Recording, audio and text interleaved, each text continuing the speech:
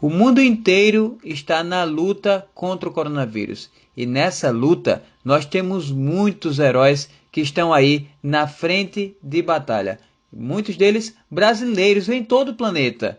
E hoje eu vou conversar com uma dessas heroínas, que é a doutora Maria Carolina, que hoje atua em Buenos Aires, na Argentina, e está justamente nessa luta contra o coronavírus. Em primeiro lugar, Carol, eu quero te agradecer por receber o nosso convite e bater esse papo aqui no nosso canal.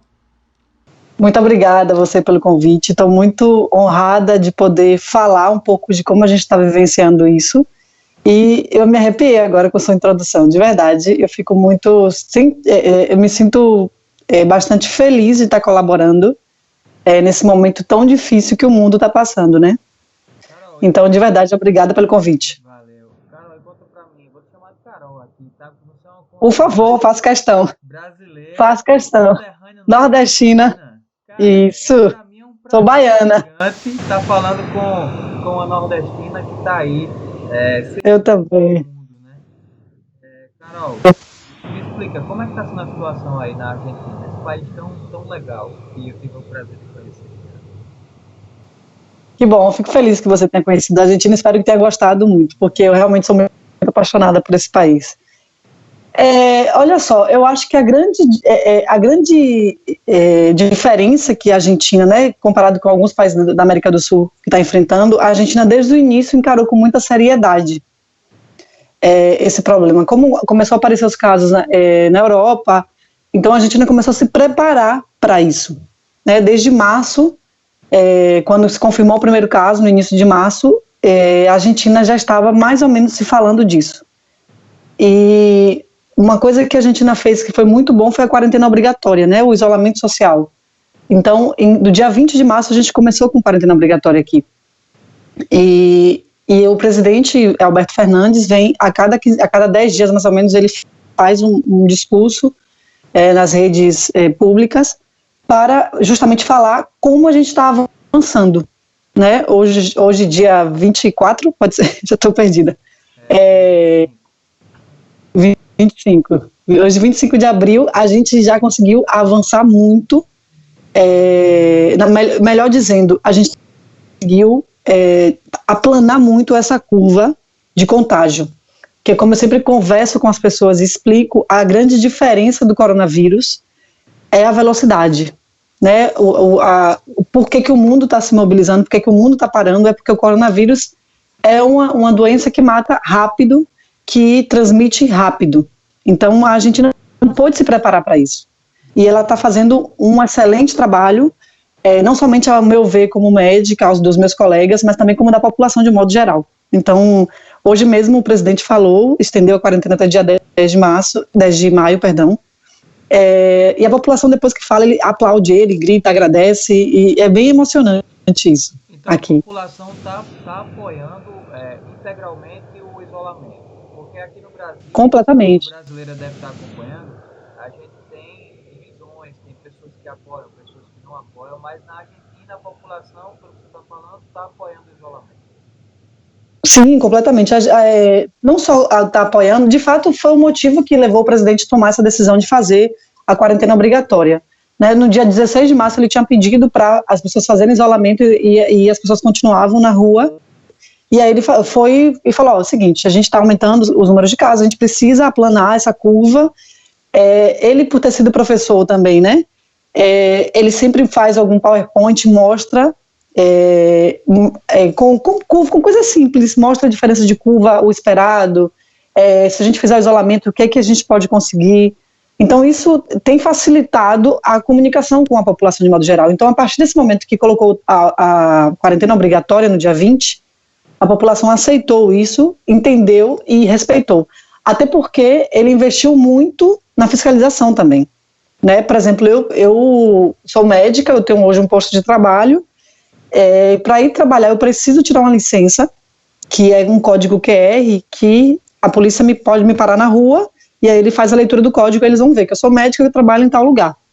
Então eu não posso sair na rua assim livremente. Então aqui na Argentina hoje só pode sair para ir no supermercado, ir na farmácia e trabalhar nos trabalhos essenciais. E Então, essa seriedade fez a gente mudar muito o nosso quadro. Fez a Argentina ganhar tempo para se preparar, para comprar respiradores.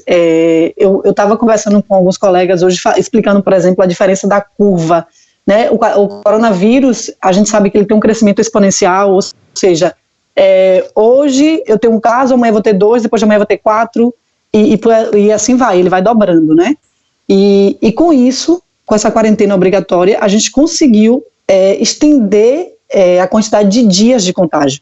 E te dou um exemplo, por exemplo, no dia 20 de março, quando a gente começou a quarentena, a cada 3,3 dias a gente dobrava a quantidade de casos.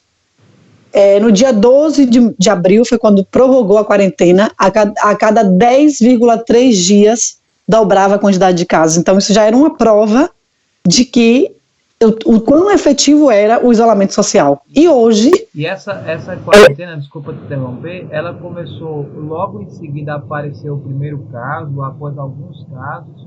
Foi o que motivou já no o primeiro caso apareceu dia 3 de março. O primeiro caso na Argentina. E a quarentena obrigatória começou dia 20 de março. Então, mais ou menos 15 dias depois, com mais ou menos 10 dias já estavam tomando algumas medidas, como, por exemplo, toda pessoa que via do exterior, de lugares de risco, dia 12 de março o presidente saiu com um decreto avisando isso. Toda pessoa que via do exterior, de zonas de risco, tinha que fazer isolamento obrigatório por 15 dias. E aí ele foi justamente quando ele começou a ver que muita gente não estava cumprindo. E aí ele decretou o isolamento social obrigatório para todos, para toda a população, que começou dia 20 de março. Então, do dia 3 ao dia 20 de março, foi mais ou menos o tempo que ele ficou pedindo para a galera fazer o isolamento e a população meio que não estava respeitando muito, não estava levando tão a sério. E só completando o que eu estava falando, hoje, dia 25 de abril, esses dias que no início a cada 3,3 dias dobrava a quantidade de casos, hoje a gente leva 17 dias para dobrar a quantidade de casos. Então, a prova mais do que concreta de que o isolamento social é extremamente necessário e é o mais eficaz. Além de tudo, também outras medidas como o uso de máscara obrigatória para todas as pessoas que circulam na rua. Então, se você sair aqui na Argentina, você vai ver que todo mundo só pode sair de máscara. As pessoas hoje só podem sair para ir na farmácia, para ir no supermercado ou para trabalhar. Né? Para trabalhar, eu tenho que ter um códigozinho QR e a polícia me para, eles fiscalizam e eles vão ver que eu sou profissional de saúde. E aí eles permitem eu continuar. Mas se não tiver, a pessoa tem um processo penal disso, que pode ser até 15 anos de prisão. Caraca, sério? Já ocorreu o caso aí de pessoas presas? Já bastante. Por não cumprir a quarentena, bastante. Multa também? Sim, a multa agora está tendo mais para quem não usa máscara. Esse processo penal é multa e prisão. Mas agora o uso de máscara é obrigatório desde segunda-feira passada, e quem não usa a máscara pode pagar multa também, em torno de R$4.000 a multa. E a população aprova? Completamente. Aprova, não só aprova, como apoia e ajuda, porque o governo disponibilizou um número para fazer ligação gratuita para fazer denúncias de quem não cumpre a quarentena. Então a população denuncia muito as pessoas que não cumprem a quarentena. Aqui na É claro que eu não posso comparar os números do Brasil com a Argentina por causa das dimensões populacionais que são completamente diferentes. O Brasil tem uma população, uma dimensão continental 5 vezes maior que aqui. Só para que a gente possa ter uma noção, aqui no Brasil hoje, quando a gente está gravando esse vídeo, dia 25 de abril, já são 4.016 mortos e 58.509 casos. Com São Paulo, o epicentro da epidemia, com mais de 20 mil casos. Na Argentina, nós temos aí 3.767 casos, com 185 mortos. E, claro, Buenos Aires, exatamente, o epicentro. Você acha que essa medida antecipada fez com que tivesse essa diferença de números? Que, repito, não tem a gente como comparar as dimensões, né, territoriais e também as dimensões populacionais. Claro. Mas é uma diferença significativa, né? Claro. Talvez se a gente multiplicar por 5, que é mais ou menos a quantidade de vezes que o Brasil é maior que a Argentina, fica mais fácil. A gente pensar, entender isso. Mas hoje, por exemplo, o presidente estava falando e segundo os estudos, acredita-se que se caso não tivesse feito a quarentena, a Argentina hoje teria 500 mil casos. E a gente está falando de 3.780 casos. Então é uma diferença muito grande. E a gente sabe também que tem muita subnotificação, né, tanto no Brasil quanto aqui na Argentina. Isso é um fato. No Brasil, eu converso sempre com os meus colegas que estão na Bahia e em outros estados, mais ou menos para a gente ter essa comparação mesmo e também se apoiar, porque nesse momento eu acho que todos os profissionais de saúde estão com certo... quem está ali na linha de frente, quem está realmente convivendo quem está lutando com o Covid, tem muito medo, né? E a gente vai com muita coragem, com o peito aberto, mas também com muito medo, porque a gente também tem família, a gente também tem amigos, a gente também tem medo de passar algo com a gente. A gente sabe que o Covid hoje não é só uma doença que mata os velhos, como todo mundo fala, não é verdade. Hoje a minha melhor amiga me mandou uma mensagem dizendo que o primo dela faleceu no Brasil e ele tem 30 anos, sem nenhuma doença prévia. Então não existe mais isso de que, não, só vou ajudar obviamente são a maior taxa, né, dos idosos, mas o jovem também falece, e a gente tem medo disso. Como é que está a sua atuação? Você estava falando dessa o governo montou uma estrutura que antecede a internação dos hospitais. Como é que funciona? Isso. Como Buenos Aires é o epicentro dos casos, né, do corona mesmo, eles tiveram estratégias preventivas. A primeira estratégia que eles tiveram foi tirar o que eles puderam do hospital, né, evitar que a população fosse para o hospital, com coisas básicas. Primeiro, campanha de vacinação contra a gripe e contra a pneumonia, né, o governo criou 80 postos de vacinação e ocupou as escolas, as bibliotecas e as igrejas. Né? Normalmente as vacinações são feitas nos hospitais, então já tirou esses postos dentro dos hospitais e colocou do lado colocou na rua mesmo, né? Ocupando esses lugares. Hoje nós vamos iniciar a terceira semana de vacinação e a gente já conseguiu vacinar mais de 150 mil pessoas. Eu estou falando só em Buenos Aires, só a capital, tá? Uma dessas coisas é a campanha de vacinação. A outra coisa são unidades febris, que é UFO e UTA, que é unidades febris de urgência, e UTA, que é a unidade transitória de isolamento, que é isolamento. O que acontece? Um paciente tem sintoma de coronavírus e ele precisa buscar um serviço, um hospital, ao invés dele ir para o hospital diretamente, na frente dos principais hospitais, ou seja, 19 postos de UFOs tem aqui, o paciente primeiro passa por essa triagem. Todo paciente febril passa por essa triagem. E aí um médico, um enfermeiro, uma equipe, avalia esse paciente e vê realmente se o paciente é um Covid positivo ou não. Se for um Covid positivo leve, manda ele para a UTA, que é a unidade de tratamento, unidade terapia de isolamento, porque está em espanhol, não consigo traduzir. Exatamente, vai fazer o isolamento e aí coloca o paciente por 15 dias nesse isolamento, se ele precisa de internamento. Em vez dele ir para o hospital, aí ele vai ou para um hotel, os hotéis estão ocupados aqui também, e aí depende do caso do paciente, ou manda para casa, se for caso leve, ensina como é que isola. Em casos graves, aí sim vai para o hospital. Então, isso é uma outra medida que é uma etapa prévia do paciente ir para o hospital. Uma outra coisa é as chamadas, as ligações telefônicas. O SAMU daqui, que é o SAMI, que se chama, hoje tem pessoas que estão disponíveis para fazer os atendimentos telefônicos, para orientar por telefone e às vezes até mesmo colocar em isolamento essa pessoa, se tem uma suspeita. Então, essas medidas todas fazem com que baixe a quantidade de pacientes nos hospitais, a quantidade de contágio, porque o paciente indo para o hospital por qualquer outra coisa também pode ser infectado, né, e tudo isso em parceria com a Universidade de Buenos Aires, que é a UBA, né, que foi a faculdade que eu me formei, que é a maior universidade da América Latina, que convocou 7.500 voluntários. E que tem muito então, hoje, né? Exatamente, tem muito brasileiro ajudando nessa campanha também, né, nessa voluntariamente voluntariamente, e de fato eu queria muito agradecer, porque eu sou coordenadora de um desses postos, eu queria muito agradecer a todos os voluntários de modo geral e principalmente aos brasileiros que, como forma de gratidão mesmo, tá lutando pelo país que está lhe dando uma formação. Eu acho isso muito lindo. E, enfim, então, tipo, hoje 7.500 voluntários, 7.500 alunos da Universidade de Buenos Aires, ou já formados, médicos formados, enfermeiros formados, se disponibilizaram. Eu tenho colegas médicos que vão para os plantões e nas suas horas livres vão ajudar nesses projetos do governo.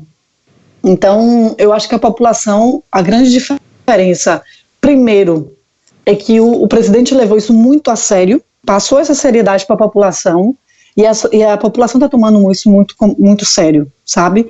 E está todo mundo se ajudando muito. Outro projeto que eu achei incrível, que é de maiores cuidados, que se chama, que é para pessoas maiores de 70 anos, o governo disponibiliza um voluntário. Se você quer ajudar, por exemplo, na campanha e você não sabe, você quer ajudar no Covid e não sabe como ajudar, você pode ajudar um idoso, de repente, indo fazer as compras para ele, indo na farmácia para ele, para evitar que ele saia de casa. Legal. Então, é muito massa, né? Então são medidas assim que parecem simples, mas que faz toda a diferença. Como é que está a estrutura de vocês aí? Vocês têm testes, você tem EPIs, como é que está essa estrutura? Sim, EPIs, a gente não faz, o lugar que eu estou, a gente não faz teste. Quando a gente pega um paciente suspeita, eu normalmente, porque os pacientes não vão grave, né, para fazer, eu sou coordenadora de vacinação, de um posto de vacinação, então quando chega um paciente, na porta, a gente está ocupando a biblioteca hoje, na porta tem uma pessoa que faz uma triagem, pergunta os sintomas do coronavírus, se aparece alguém com um possível sintoma, eu vou, atendo a pessoa do lado de fora do espaço que é fechado para fazer a vacinação, e aí encaminham essa pessoa para o UFO, né, para a unidade de paciente febril. E o EPI, a gente como coordenador está autorizado a tirar toda a equipe, se não tiver, a gente tem que tirar, se a pessoa não estiver seguindo a risca, a proteção. Então a gente tem todo o material, tem todo o equipamento, e se caso alguém, a gente ensina como é que usa, explica tudo direitinho, se caso não tiver cumprindo, não tiver com equipamento, a gente tem, se o Ministério não mandar equipamento, ou acontecer alguma coisa, o equipamento não chegar, ninguém trabalha. A sua vida também não deve estar muito fácil não, né, Carol? Porque tem esse período que vocês acabam tendo que se isolar muito mais por causa do risco ali. Como é que é? Você mora com alguém aí na Argentina, tá tendo que se isolar, ficar sozinha, como é que tá a sua vida? Eu moro com uma amiga, uma colega, né, uma amiga minha, e a gente, basicamente, como eu passo assim, a maioria das vezes fora de casa, a gente, na verdade, não fica, a gente também é amiga, não fica o tempo todo grudado, né, não é um casal. Sim. Então, é mais fácil, né, acaba sendo mais fácil. Então, tipo, a gente chega, às vezes já tá junto, mas sempre tá mantendo aquela distância. Teve um momento, inclusive, que quando eu cheguei do Brasil, ainda suspeitei que eu tava, porque eu tava com não sei, um pouco de tosse, um pouco de gripe, e eu fiz o isolamento por conta própria. Então eu falei pra ela, fico no quarto, usava máscara, ficava o tempo todo em casa, tipo, não me acercava a ela de jeito nenhum. Por essa consciência mesmo que a gente já sabia do risco, ou seja, da seriedade. Eu acho que duas palavras que eu posso falar de toda essa entrevista o coronavírus é uma doença veloz, ou seja, a velocidade, que é importante, e seriedade, que eu acho que é um grande diferencial que a gente não está tendo. Todo mundo está tomando com muita seriedade. Um outro aspecto que preocupa bastante é a crise. Aqui no Brasil, a gente sabe a quantidade de pessoas que estão já passando fome por causa disso, por causa do isolamento, por causa de não ter a possibilidade de trabalhar, e a dificuldade de conseguir um auxílio emergencial do governo de R$600 e que acaba demorando, o pessoal esperando, acaba não saindo, filas em bancos. Como é que está essa situação? Eu creio que também não é fácil. A crise deve estar apertando gigante na Argentina, que está vindo uma situação financeira, né? Com certeza, com certeza. Aqui também teve o auxílio emergencial de mais ou menos R$600, que já saiu, do mês de abril já saiu para todo mundo. Não tinha tanta burocracia para tirar a simples, você colocava o número do seu documento e ou você sacava impostos como se fosse impostos como se fosse a casa lotérica, ou você recebia no banco. Era mais simples. Não só isso, como medidas, por exemplo, por 3 meses o presidente proibiu de demitir qualquer funcionário. Por 3 meses proibiu de aumentar aluguéis. Por 3 meses, várias populações mais pobres não vão pagar certas contas. Proibiu também de colocar inquilinos para fora, né? Tipo, desalojar, os donos desalojar os inquilinos. Isso foi proibido. Então, o presidente tomou medidas para proteger a população justamente dessa crise. Está incentivando também microempresários. E outra coisa que eu vejo muito que eles estão fazendo é que o próprio exército está recebendo doações da população de um modo geral, que pode doar, e está levando comidas já prontas para as vichas, que a gente chama, né, que são as favelas, os lugares mais carentes. Para justamente essa pessoa que não tem o que comer em casa, ter as condições de se alimentar. E não só isso, mas como muita gente está se mobilizando. Eu, por exemplo, tenho um grupo de amigos que a gente tem, a gente fez 2 projetos, que um é Médicos Solidários, que a gente faz orientação médica online, que hoje já tem mais de 50 voluntários, inclusive no Brasil, tem apoio psicológico, médico, e o outro projeto é Amigos Solidários, também, que é só aqui na Argentina. Então eu vejo que muita gente está doando, e a gente está doando para outros lugares, pessoas com situação de rua, tem gente que está abrindo certos lugares para poder abrigar essas pessoas. Eu acho que a população está bem unida nesse sentido, né? E principalmente para ajudar aquele que está mais necessitado, que sabe que está sendo afetado pela economia, que é o mais pobre, que normalmente mais sofre, e está todo mundo sabendo que está todo mundo tendo que perder. Então, de certa forma, a gente está passando isso sabendo que a gente está perdendo alguma coisa. Né? Então, acho que isso também é uma diferença grande. A gente não fica querendo ganhar o tempo todo. E como brasileira, como é que você está acompanhando a situação aqui no Brasil? A gente tem um presidente que declaradamente não apoia o isolamento e que está em constantes conflitos de crise política. Como é que você avalia tudo que está ocorrendo aqui no país? Eu tenho acompanhado bastante, porque primeiro que eu gosto, né, de acompanhar e estar inteirada nisso. E eu fico bastante triste, para te falar a verdade, porque eu acho que justamente o que está faltando no Brasil é a seriedade. Se talvez o presidente tivesse levado com seriedade isso, as pessoas não estariam na rua, as pessoas não estariam fazendo esses discursos, como a gente vê, que muitas vezes eu às vezes duvido em acreditar, né, de falar que o mundo inteiro está se mobilizando para tirar Bolsonaro.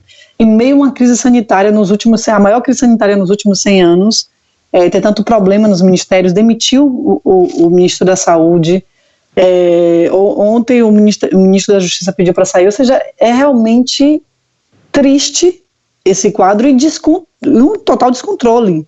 E isso acaba afetando como a população encara essa doença. A minha maior preocupação não é só a crise interna, né, em Brasília, mas sim como a população encara a pandemia em si. Isso é o mais grave. Porque o Brasil não tem um bom prognóstico. Se você for olhar hoje a curva de crescimento do coronavírus, e a gente sabe, a população sabe, eu vejo diariamente a população falando, a gente sabe que tem muitos casos subnotificados, muitas mortes subnotificadas, a quantidade de mortes que foram notificada como pneumonia, e a gente sabe que porque não pode fazer teste, né? Muitos médicos estão de mãos atadas, porque não tem teste suficiente. Tem cidades que eu conheço que só tem um teste para a cidade inteira. Então, é triste. Eu realmente é por isso que eu fico muito contato com meus colegas, porque eu fico muito preocupada com eles. Né? Eu tenho familiares que são profissionais de saúde e isso me deixa bastante tensa de ver isso. Né? Aqui na Argentina eu me sinto tão segura. Eu sinto que eu recebo tanto apoio do governo, né? Que é a obrigação do governo. E eu vejo que no Brasil não tem isso. Então, talvez se o econômica da Argentina, né, assim, sim, no Brasil hoje, né, não é que a situação do Brasil seja boa. É muito pior, eu acho. Já vem ruim faz tempo, né? Exatamente. Só que É o que Alberto fala sempre, né? Alberto Fernandes fala, pra gente o que vale são as vidas. A primeira obrigação de um presidente é cuidar das vidas. E por isso ele tomou essas medidas. Então, eu acho que talvez se Bolsonaro tivesse encarado com seriedade a pandemia, o mundo inteiro, a gente está vendo como os Estados Unidos hoje está sofrendo, como a Itália já sofreu, a Espanha, o mundo inteiro está sofrendo, né? Não é só Brasil que está sofrendo. Então, se tivesse encarado com mais seriedade e controle desse momento de crise, eu acho que a população talvez teria um outro comportamento. E realmente é uma lástima ver um chefe de Estado, ver um presidente tendo posturas tão infantis, né? E às vezes até ouvir, quando eu, por exemplo, estou atendendo alguns pacientes me falam e fazem ainda piada com o Bolsonaro e falam assim, minha filha, você está trabalhando mais que seu presidente. Eu sinto vergonha disso. De ter que ouvir essas coisas, não fico contente para nada, porque é vergonhoso ver minha opinião, eu acho, que é vergonhoso ver a autoridade máxima do Estado, né, o representante maior, ter uma postura tão, não sei nem como é que eu falo, sem postura. Pelo que você tem visto, na realidade, você acha que se o Brasil continuar nessa postura de não radicalizar de verdade, a situação pode se agravar muito nos próximos... Muito, com certeza, com certeza. Eu estava conversando, alguns estados, né, a gente sabe que os estados do Nordeste, por exemplo, são os estados que estão tomando muito a sério isso, está levando muito a sério, mas ainda não está em quarentena obrigatória, né, que o isolamento total de pessoas. Hoje eu estava conversando com um amigo que é responsável de uma UTI, e as UTIs normalmente separam UTI Covid e UTI não Covid, normalmente separam os pacientes com coronavírus e dos outros. Ele falou para mim, Carol, eu estou morrendo de medo, é muito triste, é muito dolorido ver um colega que você tanto ama, né, te falar isso, e da minha idade. Estou morrendo de medo, a UTI já está cheia, não tem mais lugar, e está morrendo muita gente. Foi isso que ele me disse hoje. E eu estou falando isso de um estado que tem um controle imenso comparado com os outros estados no Brasil. Então, eu não consigo nem imaginar o que vai acontecer com o Brasil. Eu espero de verdade que aconteça o melhor, mas não é o que a gente está vendo. Carol, para a gente encerrar aqui, o papo está muito bom, mas a gente já passou quase meia hora de conversa aqui. Para a gente encerrar, eu queria entender como é que você foi parar aí. Você é nordestina, da Bahia, qual é o nome da tua cidade mesmo que você falou? Nasci em Jequié, Bahia, e morei em Salvador depois. Jequié, Terra do Sol. Como é que você foi parar aí, hein? Então, eu sempre quis morar fora, né?